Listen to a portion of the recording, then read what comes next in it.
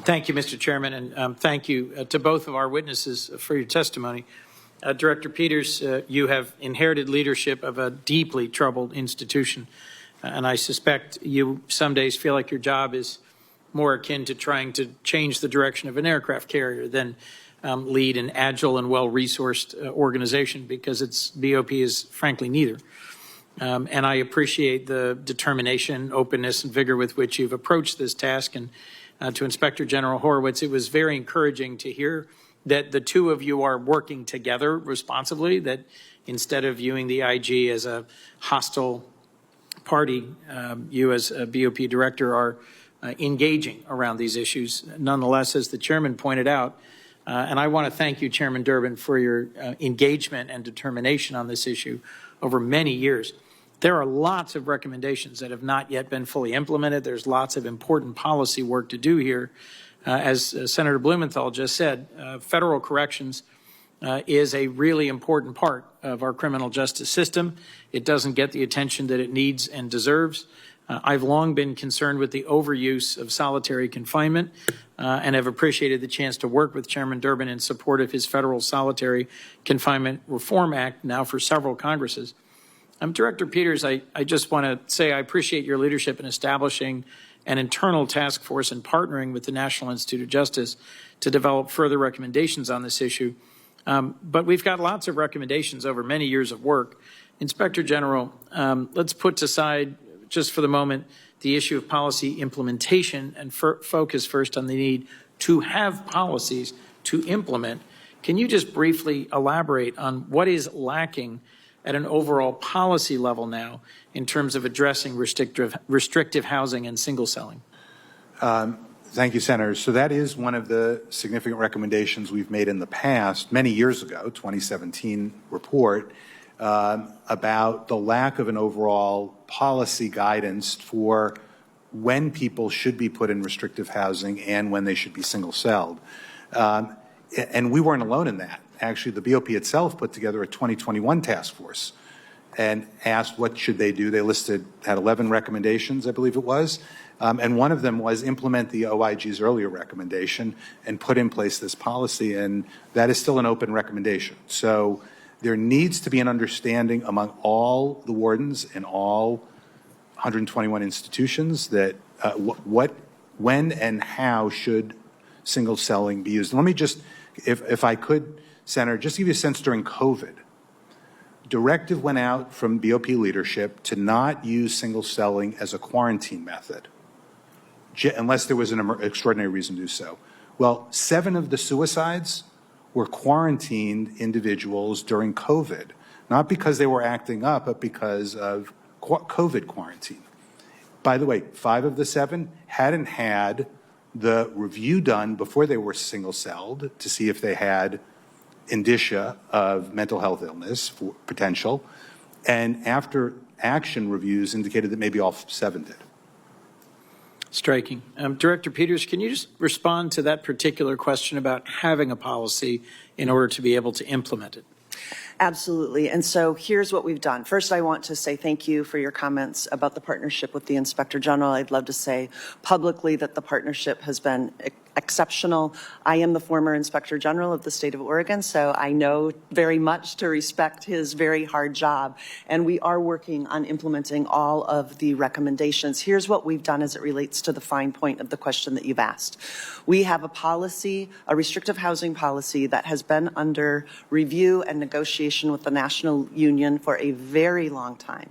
We are so close to finalizing that policy, which will implement a lot of the Inspector General and GAO's recommendations. Furthermore, we have an exceptional relationship with the National Union, and the incoming president is working with us directly, and we're going to come up with a plan to streamline policy adoption so that we don't have significant delays and have this be a barrier to implementation of the Inspector General and GAO's recommendations. So we also have a future state and plan on how these policy negotiations will happen going forward. Good. That's encouraging. I would hate to see the clock run out on your opportunity to resolve these long-standing issues and to have the union at the table and BOP leadership at the table and be implementing some of the IG's recommendations on this critical area is encouraging to me. I'll be following this, and I know the chairman will be legislating.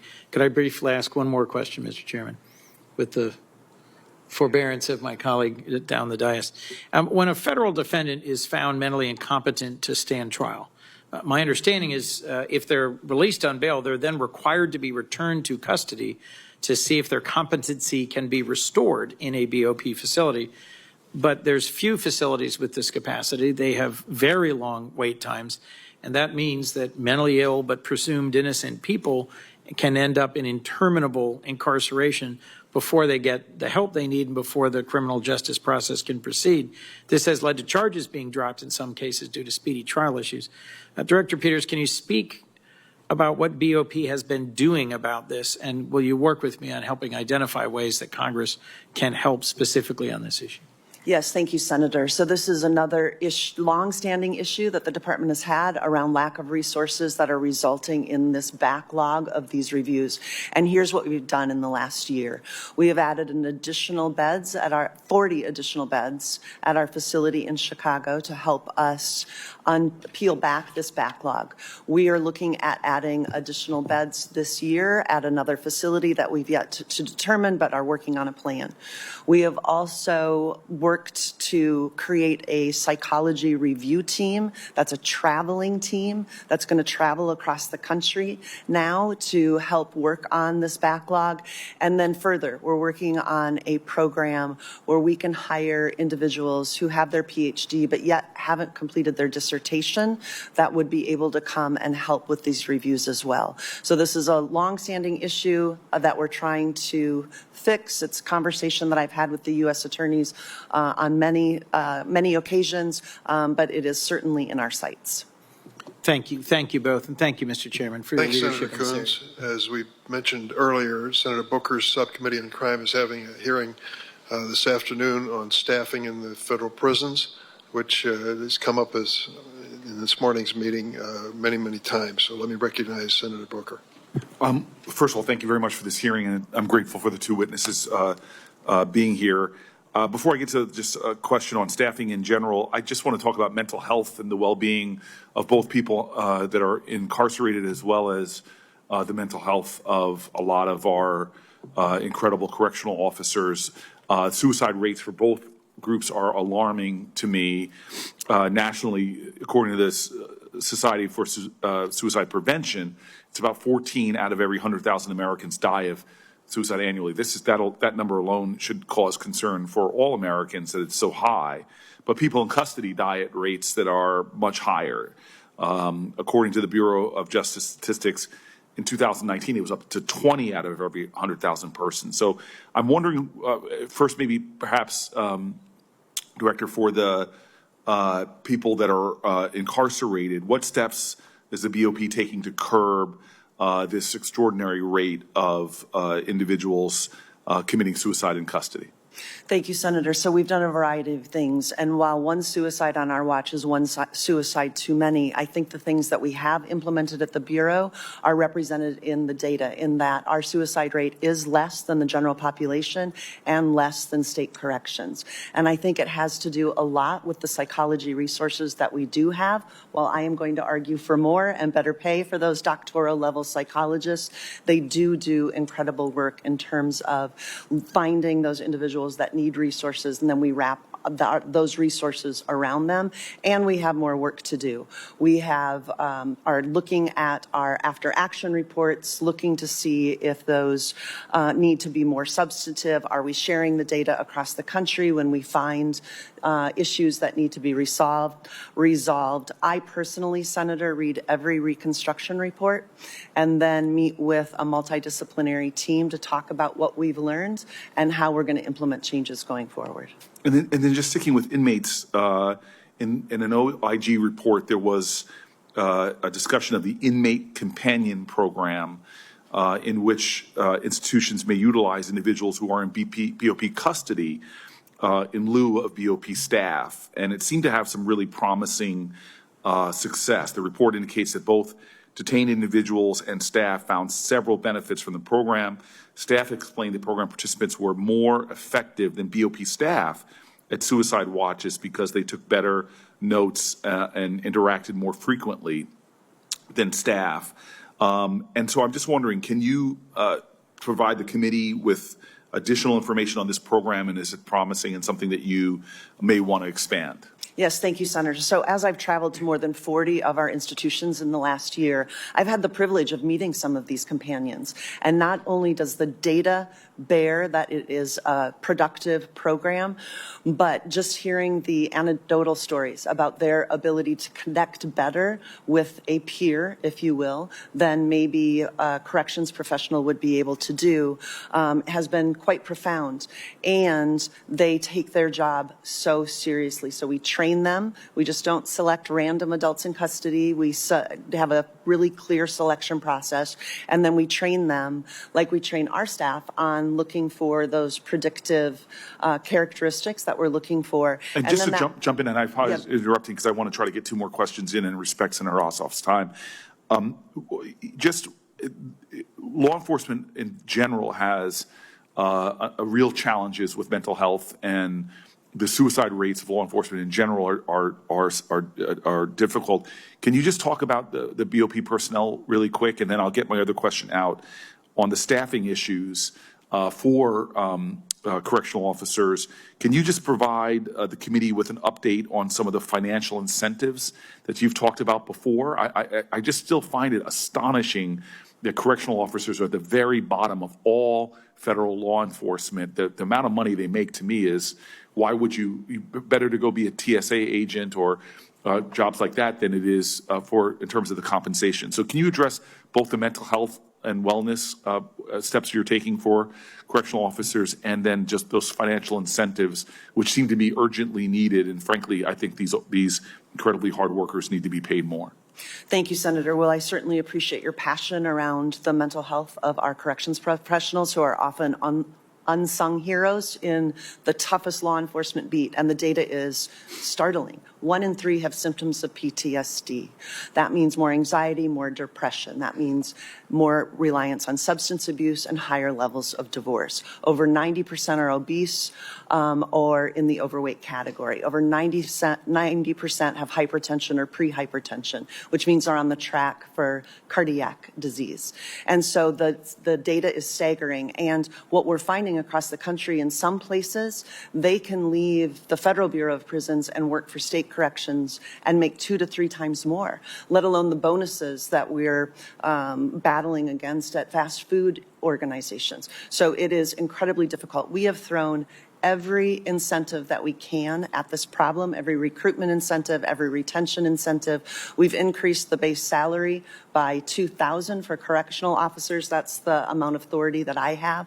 But the bottom line, as I said in my opening comments, is like you are referring, we need to increase that base salary. We need to pay more. And when we compare to other law enforcement, I also want to remind the committee that the average onboarding for law enforcement in this country is 21 weeks, and our officers receive about 6. It's truly unfortunate. And I'm hoping you can answer for the record my second part of that question about some more detailing of the financial incentives, but I appreciate the indulgence, Mr. Chairman. Thanks, Senator Booker. Senator Cotton, you would be next, but if you'd like a minute, Senator Ossoff there. Thank you, Mr. Chairman. Thank you, Senator Cotton. And thank you both for being here. It's a pleasure to see you both again. Director Peters, following up on Senator Booker's question about retention incentives, at USP Atlanta, as at so many facilities, there are severe staffing issues, a real difficulty recruiting and retaining staff. I had sent you a letter asking that BOP undertake what efforts it could to add retention incentives, take steps to ensure that those correctional officers are well paid and can be retained. And you've replied, which I appreciate, just like your commitment to continue working with my office to make sure that we are treating those correctional officers well, paying them properly, and retaining their services. Thank you, Senator. I'm certainly committed to that. We have thrown every incentive that we can that's in our authority, recruitment incentives, retention incentives, and at the core of many of the issues that the Inspector General reveals is a lack of staffing. And so this is incredibly important to us. As I said in my opening comments, while the incentives have proven a Band-Aid effect, we need to increase the base salary for these correctional officers so we can hire the best and the brightest and then keep them. Okay, well, I'm hoping we can work together to identify some additional tools that may be available for the team at USP Atlanta. Let's remain on the subject of staffing. In 2021, BOP hired a contractor to develop a tool that was intended to help the Bureau determine necessary staffing levels for safety at BOP facilities, correct? That's correct. And in March 2023, so a year ago, approximately, BOP reported that the tool was still being tested in 3 of BOP's 6 regions and said it would be rolled out to all 6 BOP regions by June of 2023. Did that happen? Senator, I'm not sure exactly when it was rolled out, but we have completed the initial data analysis as it relates to those employees who are in the Correctional Services Program Division, and they are recommending an additional 3,500 positions in that category going forward. In how many regions is that tool currently being used, and is it being used for USP Atlanta, for example? So I think it's important to understand that that tool is to help us plan for future budget planning and requests. That tool won't help me with the crisis today because I already cannot fill the positions that you've paid for today. But in how many regions is that tool 6. currently being used? That 3,500 is all 6. And then, Senator, the next category that they're working on right now is health services, which we have difficulty maintaining and recruiting staff in that category as well. My office, several offices on this committee have asked for a demonstration of this tool and been told that BOP won't provide it because the tool is still being refined. Can you make sure that we are able to view and observe and participate in a demonstration of that tool within the next several weeks? Senator, I will work with my team and see the availability and where we're at with the tool and our ability to share it with you. We can't understand why we can't see it. Doesn't make any sense. We should be able to come and see the tool. Thank you, Senator. I'll work with my team and see what we can do. Well, I hope that we can come and see it in short order. Now, I understand BOP conducted an inspection of FPC Alderson earlier this year. My team has requested a copy of that inspection report. Sounds like BOP is working on it. Do I have your commitment to get that to us promptly? Thank you, Senator. You have my commitment to work with your team to get it to you as quickly as we can. Thank you very much.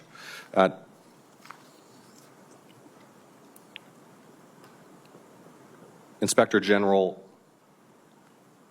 your report has detailed how BOP staff were in some cases not carrying out key duties, including required inmate mental health assessments, counts and rounds and trainings, among others. It found that these operational failures contributed to deaths in custody. How significant a role did understaffing play in those failures? I think it's a very significant problem here. It's been a challenge that we've seen not only in deaths, but as we've gone to prisons to inspect them, and the problems that go both for correctional officers who are substantially understaffed, ultimately being asked to work sometimes voluntarily, sometimes mandatory overtime.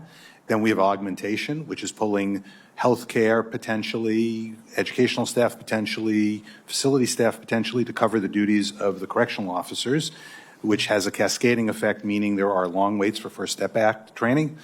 Healthcare staffing can be, shortages are exacerbated and things like that. So it's a big challenge. Thank you, Inspector General. With my remaining time, Director Peters, I want to follow up on an issue at USP Atlanta. As you know, a PSI investigation that I led several years ago found very substantial flow of contraband into the facility, including weapons and narcotics. IG's recent report found that contraband drugs or weapons contributed to nearly 1/3 of deaths in custody at BOP. What steps, Director, have you taken to address the flow of contraband and the threat that poses to public safety at BOP facilities, and in particular at USP Atlanta, please? At USP Atlanta, the issues that were uncovered still fall into these two categories: lack of staffing and our maintenance and repair backlog. As we were able to show you during your visit at USP Atlanta, that facility structure was crumbling, and it allowed for hiding contraband inside our institution. So we're working to maintain our facilities in a way where they are safe and secure, but we're also working every day to interdict contraband in our institutions through the use of detecting and stopping drone activity, looking at the mail and looking at ways to stop drugs from coming in via the mail. We work diligently to ensure that anyone entering our institution has a background check and is physically screened before they come inside. So this is something that is absolutely top of mind. As you well know and pointed out, contraband is a significant issue and can lead to lost lives or even impact the safety and security of our employees. Can I just speak to the contraband issue, because it's such a significant issue? It's connected to, we found 1/3 of the deaths in our review and in the report. We've been on inspections, and we were at FCI Tallahassee, for example, at an inspection, and our team went, and what you saw there in terms of challenges on contraband with inmate potentially smuggling contraband. Inmates who were working near the fence lines could easily have something thrown over a fence to them. Inmates who went out to collect garbage were not being checked as they brought bags back into the facility. Some basic stuff that you would think, it's not sophisticated to figure out how to try and interdict that kind of contraband. And not surprisingly, by the way, the prison with the highest number of deaths in our report was USP Atlanta, which had been closed in 2021 precisely because of the hundreds of, the dozens of cell phones and drugs found in the prison. And so this is a major problem. We've had a staff search policy recommendation open for years that has not been implemented, a basic search policy for staff coming in to the facility that hasn't happened either. So there are a lot of challenges on the contraband issue that are very significant that we're concerned is contributing to inmate deaths, both from homemade weapons and from drugs being brought into the facility. Thank you both. Thank you. Senator Cotton? Director Peters, the Inspector General noted in his statement for today's hearing that solving the Bureau's staffing shortage is, quote, one of the building blocks to begin to address the chronic challenges facing the BOP. He also said that significant staffing shortages have had a, quote, cascading effect on your Bureau's facilities. When you testified 6 months ago, I asked you how many correctional officer positions were filled. You didn't have an answer at the time. Last month, you did an interview with 60 Minutes. You also didn't have an answer. Do you have an answer today for how many correctional officers you currently have on payroll? Yes, Senator. We have almost 40,000 authorized positions across the organization, and 14,899 of those are correctional officers. We are going to 100% fund those positions. They are only 82% filled at this time. 14,899 are correctional officers. Yes, correctional officers, the individuals that you would Yes. think in your mind are on the units safeguarding our adults. in custody. And you said 40,000. That's your total personnel, right? That's our total. What are you personnel. authorized and funded for by Congress for correctional officers? For correctional officers, we are authorized at that 14,899 number, and it's 100% funded. Are you sure you're not authorized around about 20,000? 20,000 is the correctional officer series position. That's 20,466. That includes correctional officers, lieutenant, correctional services officers, which are in our receiving and discharging unit, and also that number includes correctional counselors. Okay. 14,899 is what you have today. Do you know what you had 6 months ago? No, Senator, I don't have that number. Do you know how many new officers have been hired over the last 6 months, new correctional officers? I know that we've made progress in the last year. We have moved our overall recruitment and retention from 87% last year to 90%. We moved our correctional officer fill from the 70s into about 82% now. Okay. In 2022, the Congress passed a law requiring that your employees spend 90% of their time on their primary responsibility. So a correctional officer spends 90% of his time being a correctional officer. An HVAC technician spends 90% of his time doing HVAC work. The Bureau hasn't complied with that law, to my knowledge.